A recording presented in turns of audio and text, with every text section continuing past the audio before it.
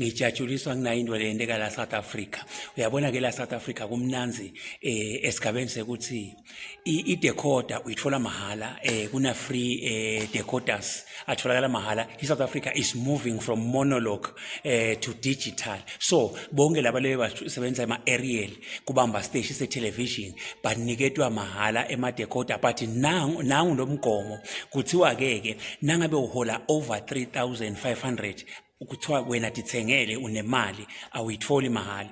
Nangabe uhola 3,500 and below wena ke uhamba uye eposini ne-payslip yakho fike babuke bese uyabhalisa uyithola mahala ke wena i-decoder. Nangabe ke ungahlalela awusebenzi na uthwala inhloko uyale eposini usiyobhalisa bafike bathi hey suka hey emahlalela uthi sikunike i-decoder utayendani ngoba awusebenzi utayiservice ngani ufuna kuthatha le decoder uhambe uyithengisa uthole imali eligwayi suka hamba.